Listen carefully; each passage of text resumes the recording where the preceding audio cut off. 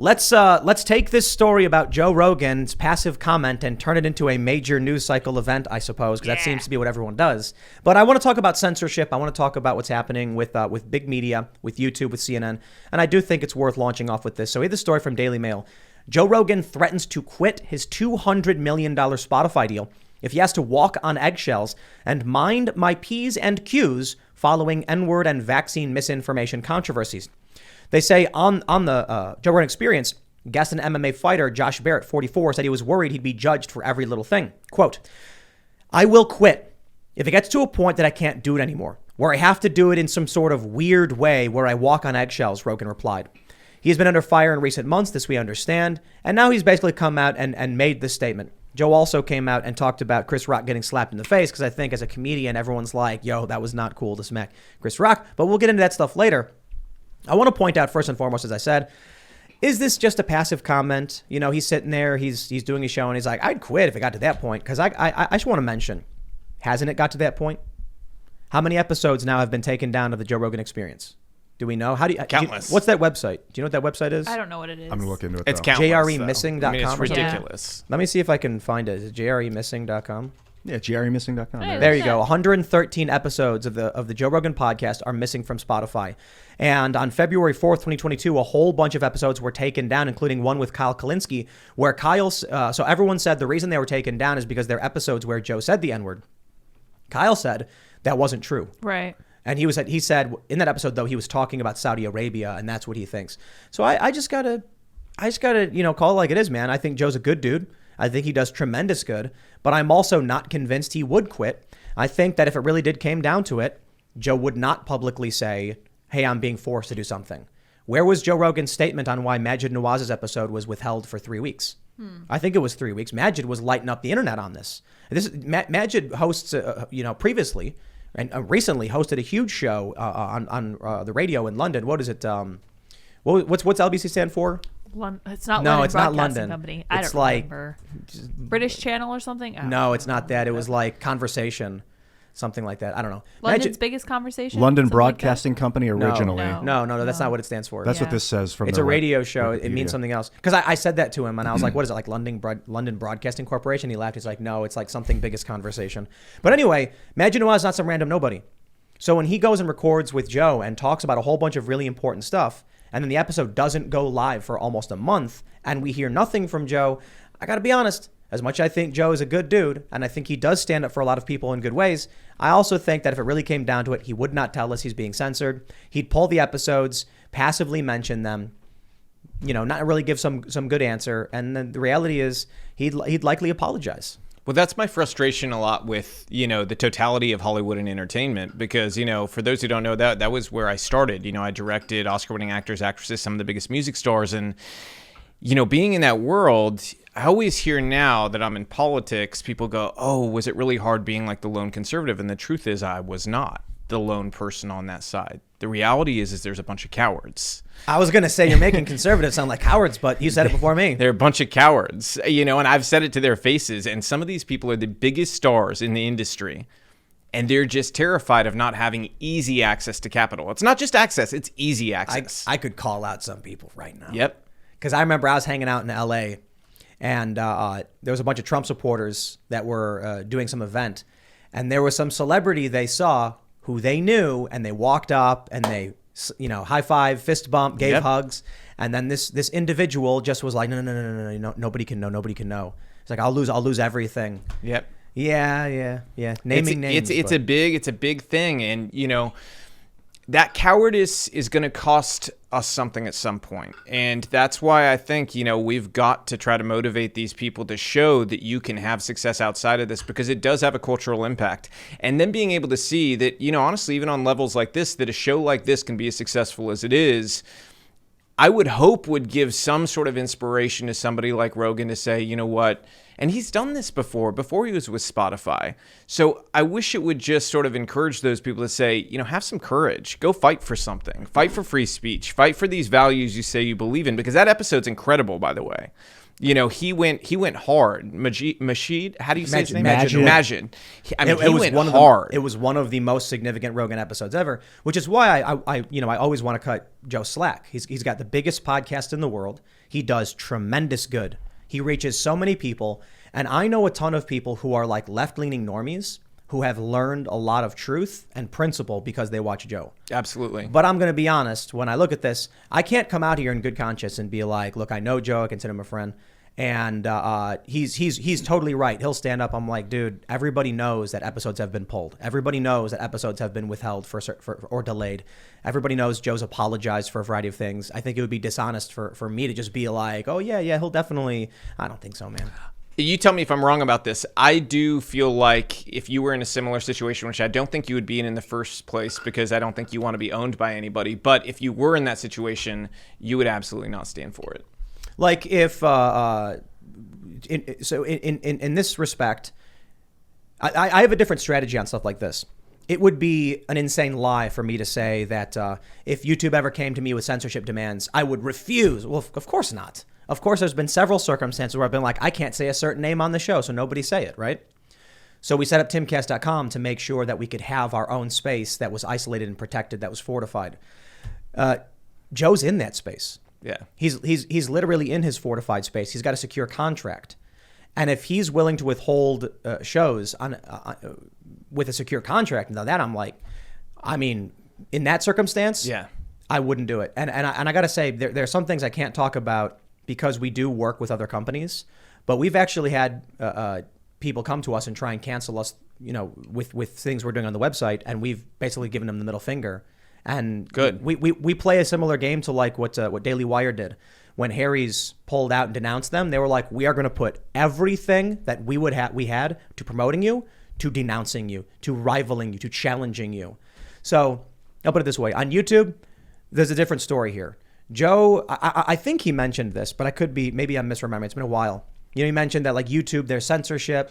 On Spotify, he's going to be free. It's a network deal. And already we're seeing there's still censorship. I do think it's fair to say that if he stayed on YouTube, they would have nuked him in 2 seconds for a variety of things. Agreed. Yes. So, what do we do? Well, we here at Timcast, we want to keep the YouTube show going. We want to maintain as much reach as possible for the maximum good we can do.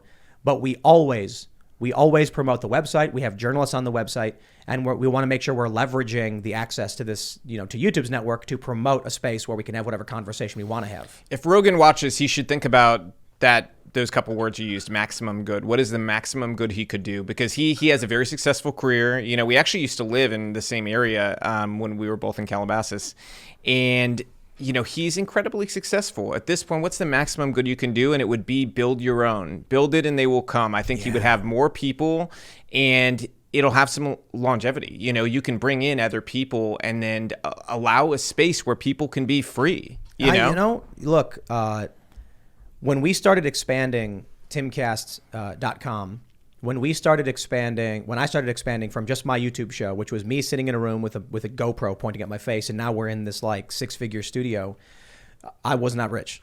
I was like taking all of the money that I was making and like spending like crazy to like build and grow and expand.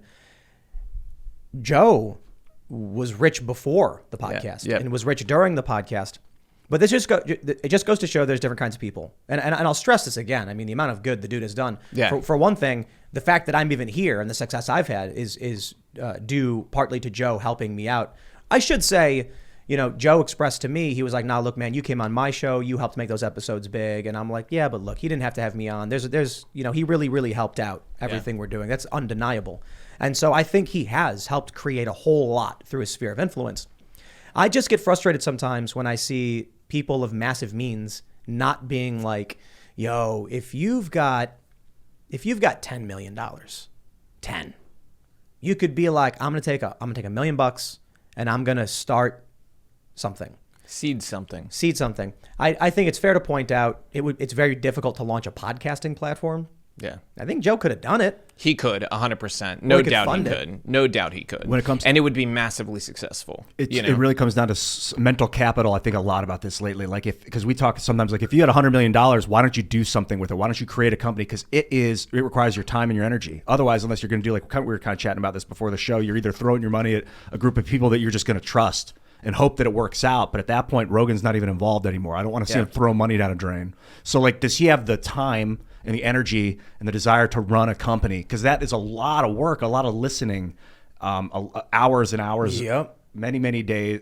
Every day you don't work is basically the company's going to fall apart that you're not there. So yeah. It's I just think there's enough people who believe in him, though, in the message and what he's doing, where you could build out a team where that wouldn't even be necessary. I do think that that's the case. Even if you look in that more corporate world of entertainment, there's people dying to get out of these places if they were given an opportunity to go run with something that could be really, in open forum for freedom and for people to do podcasts and similarly sort of just have no rules. It's hard. I'll say that it is not easy. Everything we're doing, you get to the point where people really need to understand this about companies. Once you reach like 50 employees, I say because it varies from state, but federally, a whole bunch of crazy restrictions and regulations kick in. All of a sudden now you're dealing with infiltrators. I'd love to just, hire everybody. But what happens if you hire Antifa? Yep. What happens if Joe's like, I'm going to launch my own thing, and then you get one person who's like, I only need 6 months, and then I can plant that seed and nuke everything from. Yep. It's difficult. Yep. And you'll get people who will do it. You'll get people who act like your best friend, and their only interest is just extracting as much as they can from the system and watching it burn down. And then they'll spend all their time just complaining about you and talking about how you were a bad person after you did everything for them. It's nightmarish. It's the same thing with campaigns, by the way. Political campaigns, same thing. I mean, you get the same deal with political infiltrators wanting to get in, things like that. So you have to keep a very tight-knit group. Man, it's a bummer. I want to just kind of make sure I stress the point. Joe's not obligated to do anything. And at this point, he's done so much good. Yeah. The dude could turn his show into a cooking show, and I'd be like, he had a great run, man. Yep. Yeah. Great no, run, absolutely true. But this is the thing about great people, is you expect and want greatness all the time, and you push them to be the best version of what you think they can be. Right. And that's a healthy thing. That's what a real friend does, too. A real friend doesn't just clap for you and pretend you're always doing good. A real friend's going to go, you need to go and try to level up. And I think that's, at the core of anybody sort of saying this that appreciates him is we're saying, level up, man. You have it in you. You can level up and you can take a stand that is going to be powerful. I also wonder look, obviously we're not afraid of offending leftists. I just don't care.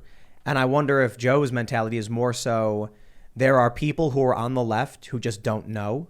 And you've got to be able to reach them somehow. I can respect that. I can respect that. I'm not saying that's exactly what he's doing, but I certainly respect varying degrees of trying to reach people. Because I'm at the point where it's like, look, we're going to talk about the truth. We're typically respectful. In the members only stuff at Timcast.com, I was swearing a lot yesterday.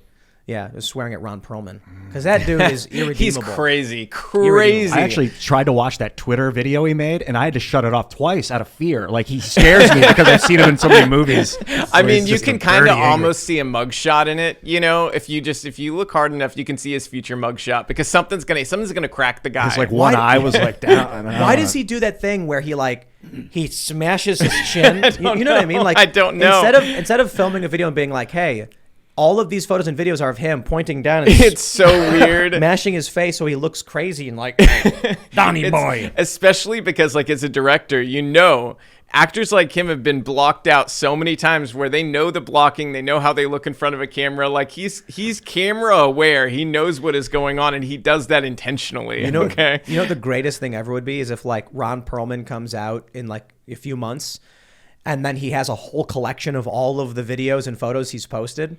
And then he just tells everybody I hope I made you laugh because it was the funniest thing ever. I gotta be honest, watching that out of the context of politics is one of the funniest things ever. Where yes. He's a meme where people show a picture of his face all smashed and saying crazy things. I mean, and it's also it's just an extension of the craziness of the left right now where literally all of them have to make sure they go gay, gay, gay. As if all of us are call the police. This person just said the word again. This is illegal now. DeSantis You know? signed the bill. It's like the Ridiculous. bill doesn't stop it from happening anyway. Ridiculous. Thanks for checking out this segment from the Timcast IRL podcast. But if you want to check out the full show live, tune in Monday through Friday at 8 p.m. And if you want more special access content, head over to timcast.com and become a member. Your membership helps sustain this company, keep our journalists employed, makes this show happen, and you will get access to exclusive members-only segments of the Timcast IRL podcast, and there's a massive library to check out. So again, go to timcast.com or tune in Monday through Friday at 8 p.m., and we'll see you all there.